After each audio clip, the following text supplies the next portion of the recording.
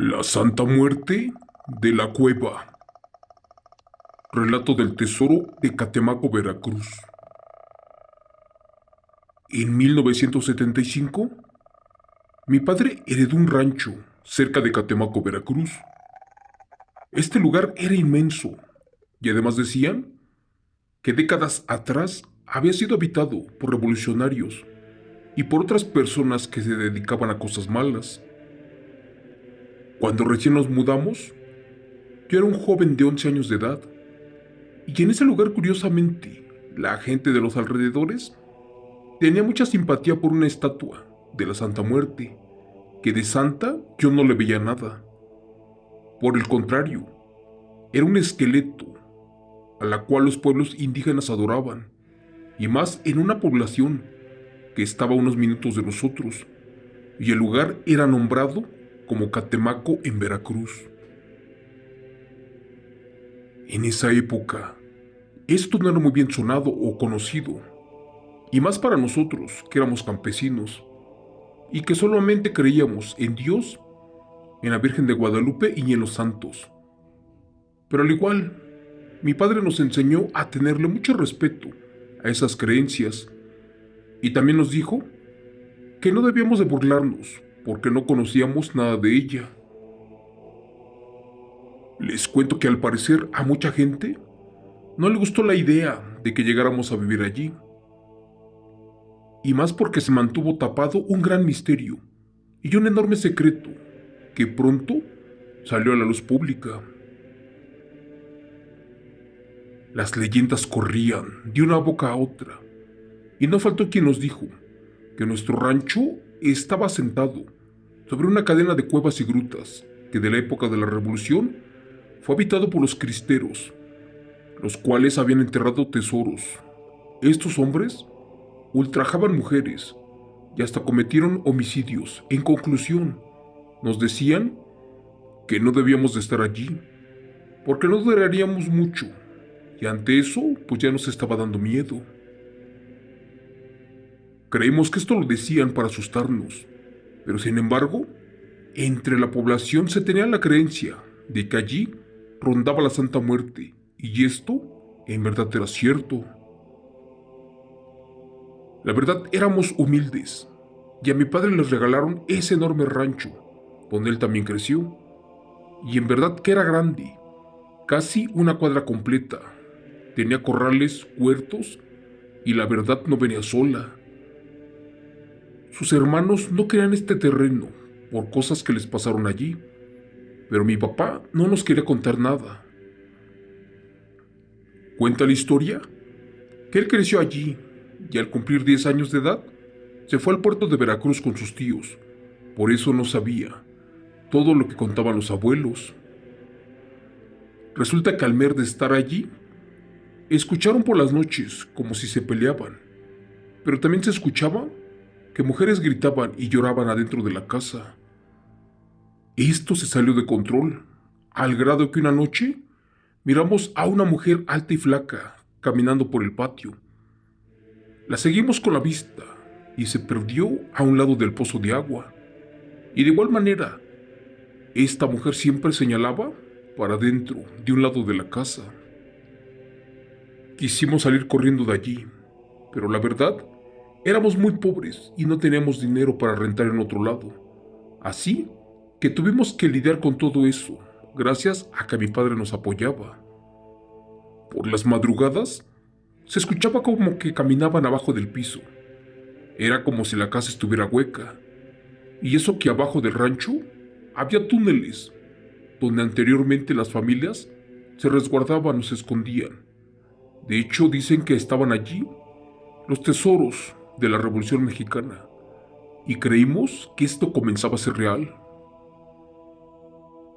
Lamentablemente las manifestaciones de esa extraña mujer eran más frecuentes, y ahora no solo se escuchaba, sino que también mi padre, mi madre y mi hermano lo escuchaban y tenían mucho miedo. Decían que eso no era bueno, y no creían que estuviera existiendo. Curiosamente, tuvieron que vender ese rancho, pero se repetía la misma historia. A todos los asustaban, y es por eso que al morir el abuelo, mejor se le heredó a mi padre, pero con esa aterradora historia. Mis abuelitos compraron el rancho justo cuando eran jóvenes, y ellos sin querer descubrieron esos túneles, por donde supuestamente había un lavadero y allí se tiraba el agua. Un día escuchó el abuelo que se escuchaba raro, como que el agua caía hacia adentro. Bueno, resulta que también otro día se les perdió un chivo, y no sabían cómo fue que se les había desaparecido. Era uno fino y muy caro, uno que ya estaba vendido. Nos cuenta mi padre que una noche escuchó cómo abajo del cuarto el chivo perdido bramaba por alguna parte y el sonido iba en aumento. Para eso le avisó a sus padres, quienes con los otros hermanos se levantaron muy espantados y confundidos, porque no sabían qué rayos estaba pasando. Al día siguiente, intentaron meterse por ese agujero para sacar al chivo. Entre mi abuelito y mi tío, además de mi padre, no lograban sacarlo, porque no tenían muchas fuerzas. Claro que después, con la ayuda de mi abuelita, que fue la que amarró una soga, fue que por fin lo imposible resultó ser cierto y el chivo estaba allá adentro. Me cuenta mi padre que cuando entró al túnel llevaba una lámpara de petróleo y que para entonces tenía los 10 años de edad. Mi abuelo sintió que era peligroso y él decidió meterse solito para que no se accidentaran los demás. Cuenta que adentro había muchos cráneos, obvio, también muchas ratas, y el chivo que se perdió, se metió más adentro de los túneles. Mi abuelito vio algo y salió corriendo a prisa. También decía que el ambiente estaba súper pesado y que aparte hacía mucho frío, y le pidió a sus hijos que jamás de los jamases se volvieran a meter allí. Mi padre obedeció, pero creció escuchando los ruidos hasta que se fue del rancho. Les cuento que para el año 2000 ya no soportábamos los ruidos, llantos y extraños eventos como sombras. Un día decidimos por fin averiguar qué rayos estaba pasando. Para eso una noche corrimos atrás de la extraña mujer que se manifestaba, y fue que vimos que se metió por un árbol. Allí de inmediato excavamos e hicimos un agujero de aproximadamente 50 centímetros de diámetro, justo a donde se metió mi padre y luego nosotros. Al bajar efectivamente encontramos uno de los famosos túneles, el cual era muy largo, y adentro, casi al fondo, había muchas ofrendas y cosas de la época de la Revolución Mexicana.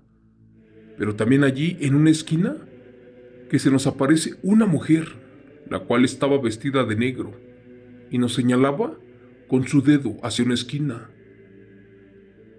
Era algo sin explicación ni lógica, y más, porque no sabíamos por dónde demonios se había metido, y cómo es que siempre hacía lo mismo, especialmente todas las noches.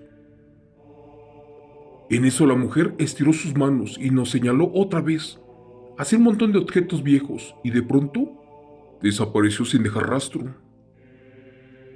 Les cuento que nos acercamos para ver qué era realmente lo que nos quería mostrar, y al alumbrar con la lámpara de baterías descubrimos más de 50 cráneos y otros restos óseos, los cuales metimos en costales para darles cristiana sepultura. Y al terminar de sacar el último de los huesos, no creerán lo que nos pasó. Era la suerte de mi padre, porque allí se encontró una joya que tenía adentro más de 50 monedas de oro, fechadas en épocas de la Revolución Mexicana. Les estoy hablando de lo que parece ser como una copa, y en su interior había mucho oro. Pero bueno, después de eso tapamos con piedras y tierra y ya no quisimos entrar.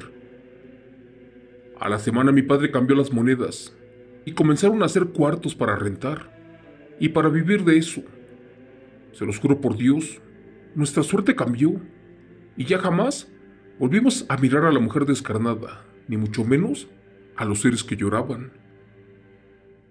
Meses después, Nos dijeron que fuimos compensados por la Santa Muerte, y más que nada por ayudar a esos pobres huesos a descansar en paz. Y esto lo hicimos, porque efectivamente, abajo era un camposanto, y en agradecimiento, la Santa Muerte nos entregó el dinero abandonado. También nos comentaron que ella lloraba porque sus hijos estaban allí olvidados, y que por ese motivo quería que alguien, tarde o temprano, los encontrara y estuviera leyendo este mensaje. Les cuento que en Veracruz, para ser precisos en Catemaco, una persona visualizó a la Santa Muerte en una choza, pero al pedirle a un cura que identificara la imagen, este último la catalogó como algo completamente satánico y negativo, lo cual era falso. Esto hizo que la Santa Muerte al día de hoy sea visto como marginal, es decir, una devoción que para nadie es culta. Solo les cuento que la gente de diferentes localidades al día de hoy la ha aceptado, incluso le tienen fe y hace milagros. Pero bueno, para finalizar les cuento que a nosotros nos ayudó mucho e incluso estamos agradecidos porque la Santa Muerte nos sacó de la miseria. Y es por eso que al día de hoy la adoramos y le pedimos que también nos cuide a ustedes. Gracias. Relato escrito y adaptado por Chemo San Juan de los eventos reales de la señora Emma González Gómez.